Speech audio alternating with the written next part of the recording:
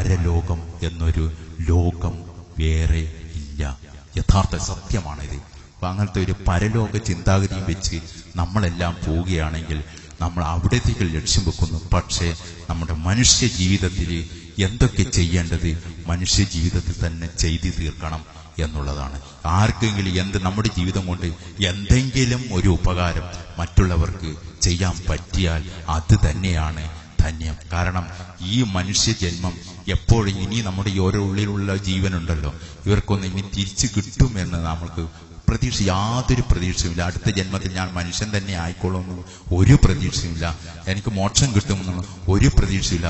എനിക്ക് പരലോകമോ സ്വർഗമോ എന്തും കിട്ടുമെന്നോ ഒരു പ്രതീക്ഷയില്ല. ആർക്കുമില്ല.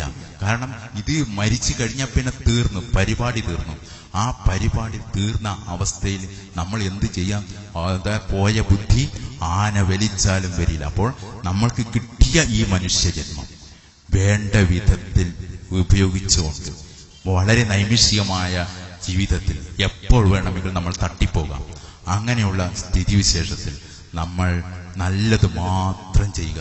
ആർക്കും ഒരു ഉപദ്രവവുമില്ലാതെ ദൈവവിശ്വാസത്തിലൂടെ ചെയ്യാം. ഒരു ഉദാഹരണം പറയാം.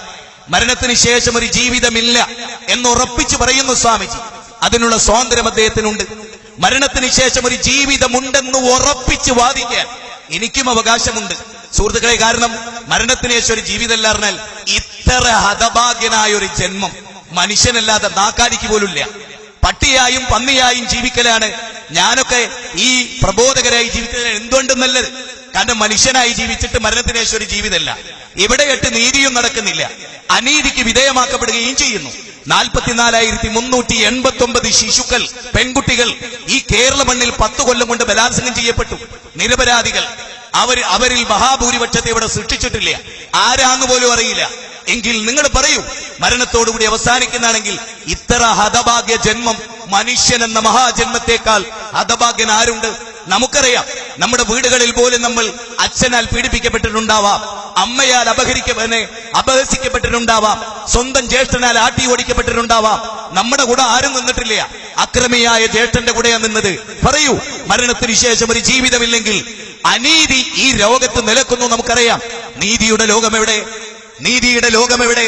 ലക്ഷക്കണക്കിന് ഹിരോഷിമയിലും നാഗസാക്കിയിലും ട്രൂമാന്റെ നേതൃത്വത്തിൽ കൊല്ലപ്പെട്ട നിരപരാധികളായ മനുഷ്യരെ കൊന്നൊടുക്കിയവരവിടെ ആരും സൃഷ്ടിച്ചില്ല, ആരും അവരെ നിന്ദിച്ചില്ല, ആരും അവരെ കല്ലെറിഞ്ഞില്ല. പറയൂ, അനീതിയിൽ അധിഷ്ഠിതമായ മനുഷ്യ ജീവിതത്തെ കുറിച്ച് വേദം എന്ത് പറയുന്നു? വേദം പറയുന്നത് എന്താണ്? ഘോരാന്ധകാരമായ നരകത്തിലെത്തും. പന്നിയായിട്ട് ജനിക്കുന്നല്ല, നായയായിട്ട് ജനിക്കുന്നല്ല. അല്ല അല്ല വേദം പറഞ്ഞ എന്താണെന്നറിയോ? അത് ഞാൻ പറഞ്ഞുതരാം. ഋഗ്വേദം മാത്രം എടുത്തോ, ശ്രീമദ് ഭഗവത്ഗീത എടുത്തോ, ഭഗവത്ഗീതയിലെ 2-ാം അധ്യായം എടുത്തോ, 2-ാമത്തെ ശ്ലോകം എടുത്തോ, 2-ാം അധ്യായം 37-ാമത്തെ ശ്ലോകം എടുത്തോ. അതിലെന്താ ഉള്ളത്? ഹതോവാ പ്രാപ്സ്യസി സ്വർഗം ജിതോവാ ഭോക്ഷ്യസി മഹീം തസ്മാദുത്തിഷ്ഠ കൗന്ദേയ യുദ്ധായ കൃതനിശ്ചയ. ഇതൊരു ധർമാധർമ്മ യുദ്ധമാണ്. ഈ ധർമ്മയുദ്ധത്തിൽ അർജുന, നീ കൊല്ലപ്പെട്ടാൽ അടുത്ത ജന്മത്തിൽ ചണ്ടാലനാകുന്ന, ബ്രാഹ്മണനാകുന്ന അല്ല അല്ല.